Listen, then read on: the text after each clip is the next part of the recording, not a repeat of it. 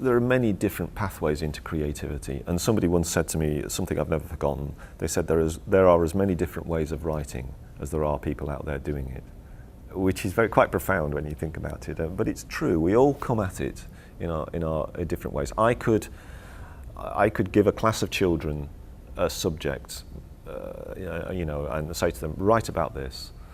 And they will all, or a scene, for instance, and they will all come at it from a different angle. That's what I find fascinating about the creative process. It's just wide open.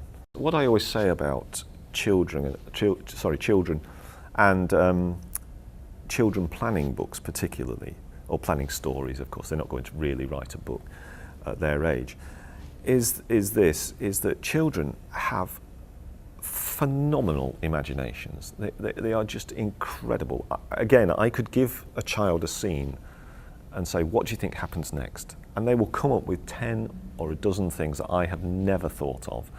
And I really admire them for that. They're fantastic at it.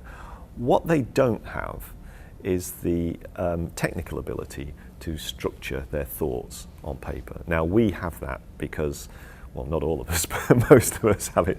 We have that at a later stage in life. Because you read a lot of books, you learn how stories are paced and structured, that kind of thing.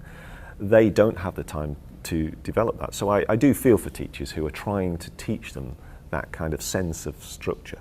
But of course, conversely, what happens with us is that as we get into adulthood, the responsibilities that we face kind of drain some of that imaginative ability that they've got. I think that what you're trying to do, children's writers, for instance, will always say, I'm really a big kid at heart. And I think that's what they're doing. They're trying to tap back into their the imagination that they had when they were 10 years old and put themselves back into the eyes of a 10-year-old again, and works very well.